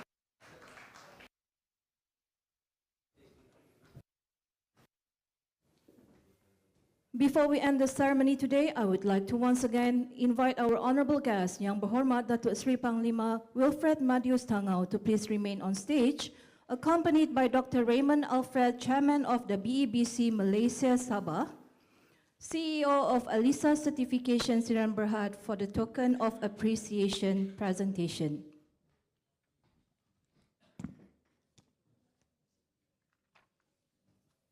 I would like to invite on stage Professor T.S. Dr. Raymond Alfred, Director of Camric UMS, Director of MIMOS Malaysia.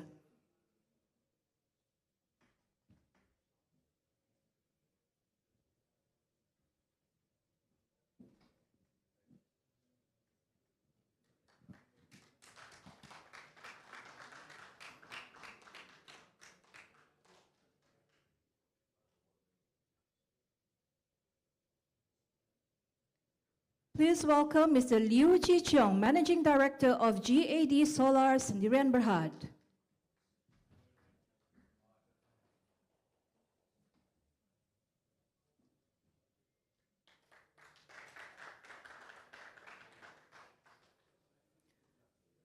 Please welcome Datuk Sri Dr. Gidon Liuk, Director of Commercial Affairs, Southeast Asia of Merchant International Investment and Consulting Company Limited.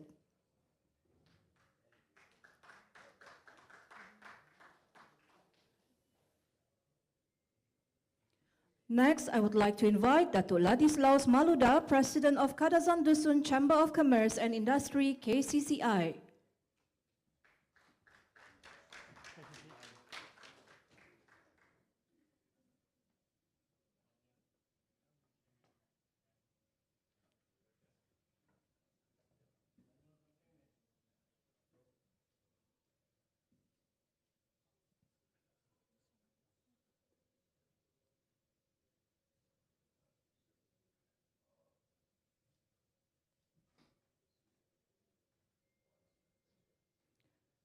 Please welcome Mr. Benjamin Dennis Kolimbi, President of SME Bumiputra Chamber of Commerce Sabah, SBCCS.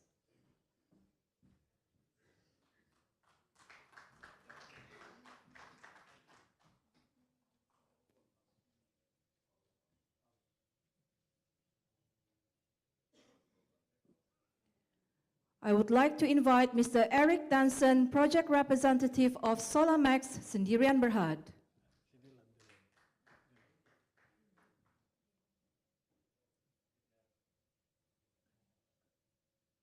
Mr. Dillon, please. As the representative.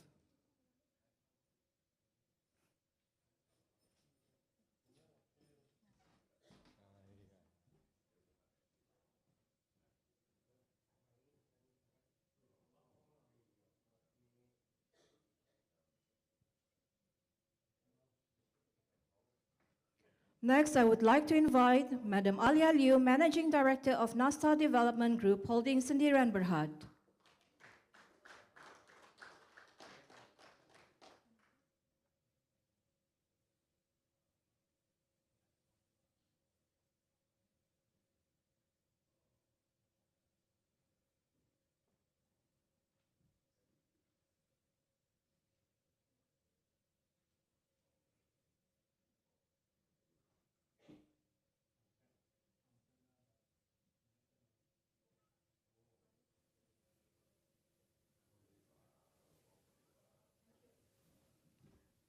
Please welcome Mr. Lawrence Low, Project Advisor of CL Construction Malaysia, Sendirian Berhad and China Nuclear Huatai Construction Company Limited.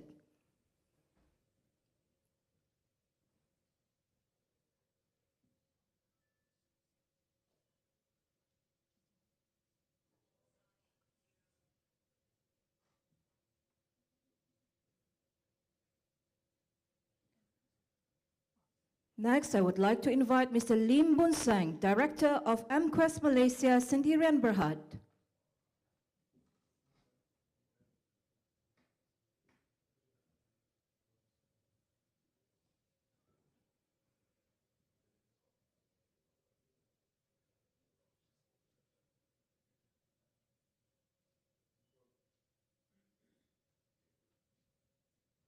Finally, please welcome Mr. Raja Fajar Rajahanipuddin, Director of Hijau Energy Berhad.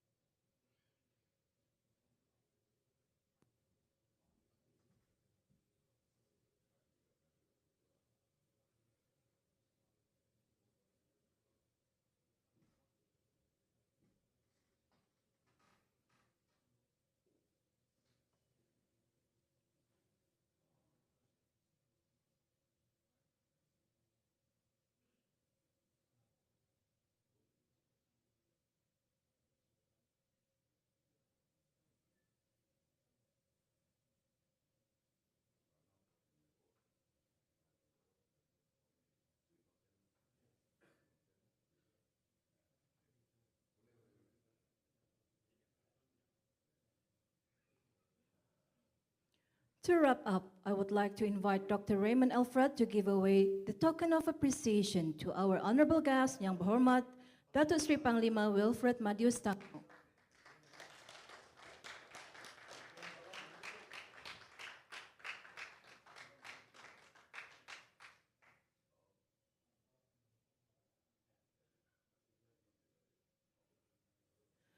Thank you so much. Next, I would like to invite all the distinguished guests for photography session on the stage, please. Please welcome.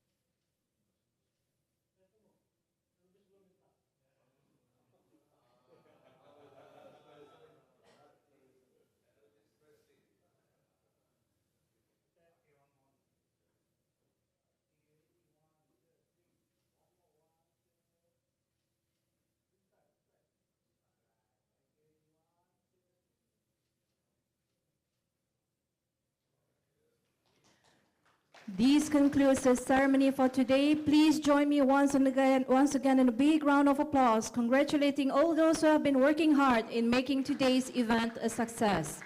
We cannot thank you enough and would like to convey our humble appreciation and gratitude for everyone who has been involved from the beginning.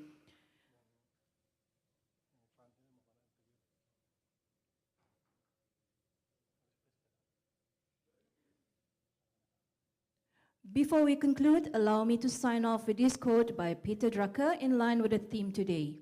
The best way to predict the... Thank you once again, and we look forward to more collaborations and partnerships in the future. Next, we would like to invite the honorable guest, accompanied by other distinguished guests, to enjoy the lunch served.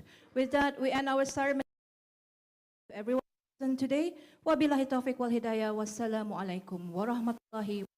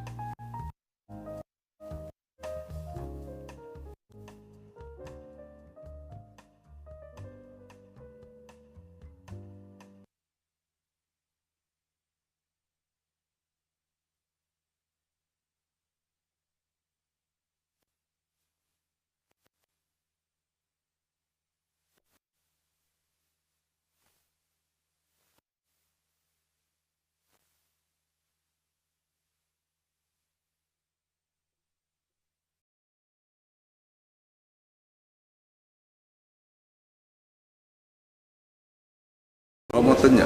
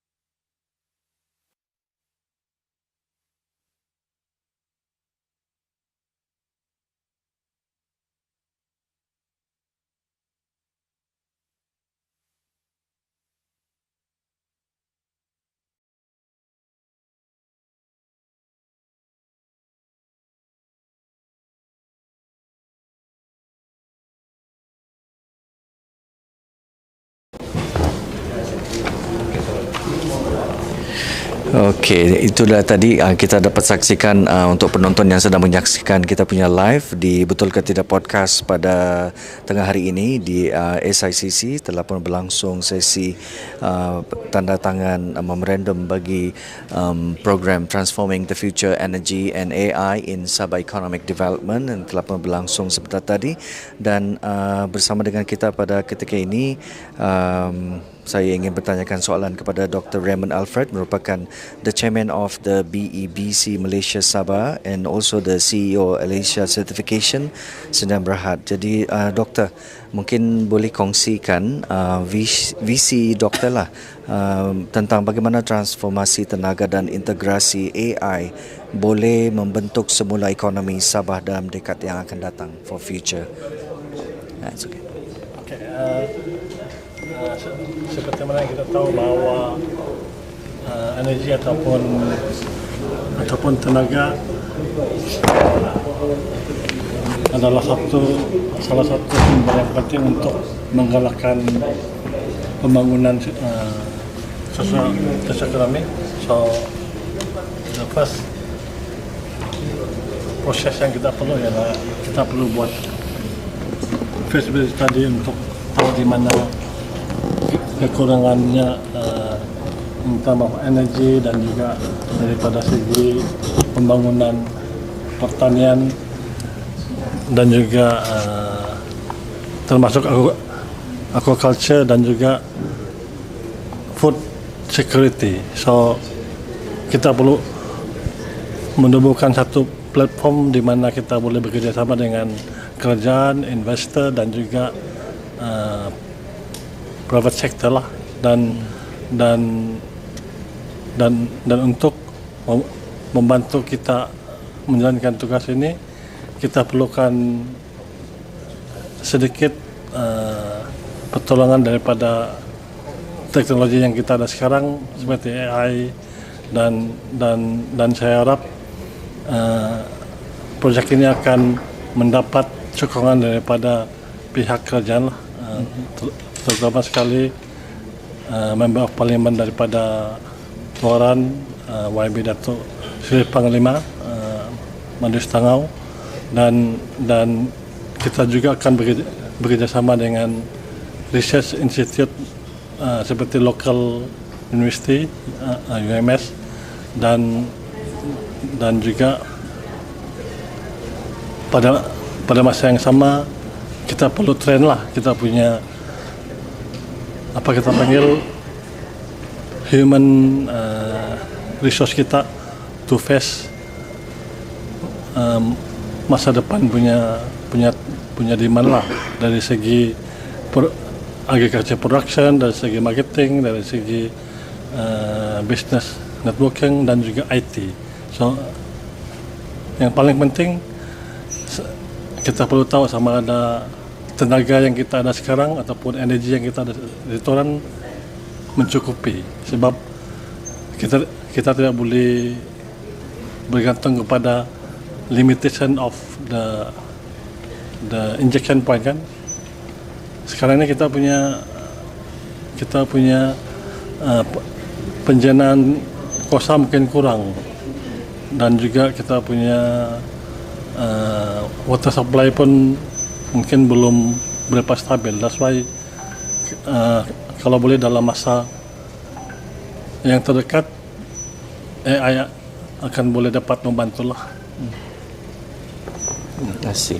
Okey, dan kepada doktor juga, Profesor Dr. Rena Alfred yang merupakan Director of Camerec UMS, Director of MIMOS Malaysia. Mungkin doktor boleh, Prof boleh explain bagaimana AI boleh merevolusikan industri utama. Tadi ada panjang lebar explanation tadi mengenai dari segi sudut pertanian, pelancongan dan juga pembuatan. Jadi mungkin doktor boleh share juga dengan kita punya para penonton lah yang sedang menyaksikan ketika ini lebih detail lah. Ya, soalan yang bagus juga. Okay, kalau kita tengok dari segi production of kita punya agriculture, services, and kalau kita tengok di negara-negara macam China, especially China lah, Jepun, mereka sudah menggunakan teknologi ini untuk mengoptimumkan atau memaksimumkan produktiviti mereka itulah. So for us, AI ini adalah sebagai pemangkin ataupun sebagai alat untuk maju ke depan untuk meningkatkan tahap services, perkhidmatan, meningkatkan productivity, and at the same time juga kita boleh use AI untuk engage with other people. So pada masa ini kita mesti tahu apa itu AI dan macam mana kita make use menggunakan AI ini untuk meringankan beban kita untuk menyelesaikan masalah-masalah yang sedia ada lah. So setiap pengurus-pengurus company kena ada awareness bagaimana kita menggunakan AI untuk menyelesaikan masalah ataupun meningkatkan production lah. Ya. Baik, terima kasih Prof. Dan kita juga turut berbesar hati pada hari ini kerana bersama dengan kita secara langsung adalah Yang Berhormat Datuk Seri Panglima Wilfred Madius Tangau, Sabah Electricity Chairman, dan juga beliau merupakan MP ataupun Member of Parliament bagi daerah Tuaran. Jadi mungkin Datuk Seri Panglima boleh explain dengan lebih lanjut bagaimana AI boleh membantu mengoptimumkan penjanaan dan pengagihan tenaga di Sabah, terutama dengan integrasi sumber tenaga yang boleh diperbaharui orang bilang. Jadi mungkin Datuk Seri boleh explain lah lebih dari segi tenaga. Terima kasih. Ini soal AI dalam penjanaan. Saya ingat ini satu teknologi yang terlalu barangkali terlalu dalam dan baru, ya. Tapi saya lebih melihat kepada beberapa perkara yang telah dibincangkan dalam dalam forum pagi tadi lah. Bagaimana bagaimana Business Council dapat membantu daerah Tuaran dari segi pembangunan, khususnya dari segi kegiatan perekonomian lah. Itu yang saya lebih melihat, bagaimana ini dapat dibuat, dan dia bukan hanya dalam hal penjanaan elektrik, tetapi barangkali bagaimana kita dapat mengatasi pelbagai cabaran lah, termasuk utility, termasuk meningkatkan pengeluaran dalam pelbagai bidang pertanian dan kegiatan-kegiatan ekonomi yang lain lah, dan bagaimana AI digunakan dalam hal itu, ya. Walau bagaimanapun perlu diperincikan seperti ini katakan oleh Dr. Raymond tadi, apakah proyek-proyek yang spesifik yang kita dapat buat. Jadi dalam hal ini supaya kita dapat benar-benar melaksanakan perkara ini, saya mencadangkan supaya diadakan lab, ya, lab untuk mengetahui ini dengan lebih terperinci lah, lebih terperinci dengan mengambil kira plan yang ada sekarang, yaitu Economic Development Plan yang telah disediakan oleh IDS, dan pada masa yang sama ini satu peluang bagi kita untuk mengenal pasti proyek-proyek yang boleh dicadangkan dalam rancangan BCA ke-13. Sebab tahun depan ini akan dilancarkan rancangan BCA ke-13, dan dalam hal itu bagaimana kita dapat melihat menggunakan teknologi seperti AI dalam pelaksanaan ataupun dalam memperkenalkan proyek-proyek yang boleh mengatasi masalah rakyat di kawasan Parlimen Tuaran. Baik, Datuk Seri sebagai member Parlimen Tuaran, jadi mungkin apa mesej yang ingin disampaikan kepada penduduk di Sabah khususnya, terutama sekali di daerah Tuaran lah, tempat daerah Tuaran ni, how basically a message for them to embrace the transformation of the energy transformation dan juga AI ni. Jadi apa message yang Datuk Seri ingin sampaikan kepada penduduk di Sabah khususnya di daerah Tuaran? Pada saya, yang pertamanya kita melihat potensi yang ada. Jadi apabila ada potensi, dan memang kami dari Sabah Electricity, kami mahu supaya kami punya pengurus-pengurus di kawasan dapat mengenal pasti potensi-potensi untuk menjana elektrik sebagai contoh. Katakan kita cerita pasal Run of River, ya, Run of River. Orang bilang dam, tapi ini bukan dam. Jadi banyak potensi. Jadi kita mesti berpikiran terbuka tentang perkara ini, ya. Jangan ada cadangan semua orang membantah. Macam kita adakan bekalan air, ya, rawatan bekalan air untuk 20 buah kampung di sepanjang jalan Tempur Ranau. Kita mau ambil daripada Sungai Kadamaian, orang sana membantah. Jadi sebagai contoh, mesti berpikiran terbuka, mau paham dulu. Jangan mempunyai andaian yang yang negatif, ya, terhadap rancangan-rancangan dibuat, ya. Biar kita memahami dulu bagaimana dia dapat memberi sumbangan secara positif kepada ekonomi kita, ya. Jangan membantah terus-terus. Itu satu. Yang kedua, kepada semua entrepreneur yang ada di Tuaran. Memang hari ini penjabat daerah pun tidak ada punya database, belum ada pengkalan data dari segi orang-orang yang usahawan ini yang memang sudah terlibat. Ini sesuatu yang kita mau kenal pasti. Jadi message saya ialah kepada usahawan-usahawan ini yang sudah ada dia punya produk lah, terlibat dalam pemprosesan, walau kecil manapun, please come forward. Kita akan kenal pasti ini semua supaya dapat dijemput bersama-sama dalam bengkel yang akan diadakan lah, ya. Jadi sebagai contoh kita sudah kenal pasti yang mushroom itu kan contoh dia macam itulah, itu message saya. Kemudian satu lagi ialah kalau kita berjumpa dengan practical problem yang kita hadapi, ya, practical problem. Contohnya masalah air tadi dan sebagainya. Jadi memang yang pertama reaksi kita memang marahlah kan. Okey, tidak ada karan kah, tidak ada air kah. Memang the first reaction memang kita marahlah kan. Tapi kita akan lepas ini semua supaya dapat kita bagi kepada institusi-institusi yang dapat berinovasi untuk mengatasinya. Ya, bila saya tengok persembahan yang dibuat oleh Dr. Rena, Profesor Rena awal tadi, saya nampak banyak potensi yang kita boleh buat lah. Mana dia kita ada kemampuan untuk berinovasi untuk mengatasi masalah-masalah yang ada jika sekiranya kita dapat mengenal pasti dia dengan secara spesifik lah, ya. Dan come forward ya, kenal pasti dia dan supaya kita dapat berinovasi untuk mengatasi. Terima kasih. Baik. Itulah dia. Terima kasih Datuk Seri dan terima kasih Doktor dan juga Prof.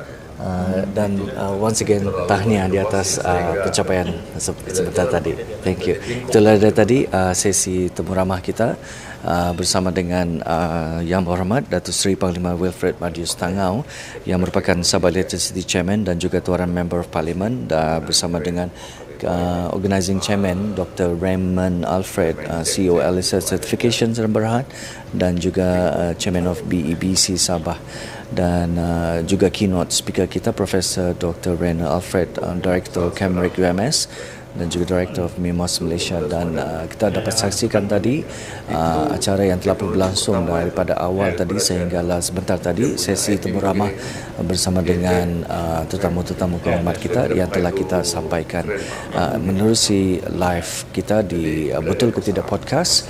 Kali ini kita bersiaran daripada Sabah International Convention Center. Sekian saja daripada saya, Suara Syah. Kita bersiaran lagi dalam siaran yang akan datang. Teruskan like dan share page Betul ke Tidak Podcast untuk kita menampilkan pelbagai lagi program-program menarik hanya di Betul ke Tidak Podcast. Saya Suara Syah, signing off. Bye. Dia declare tidak selamat, subscribe.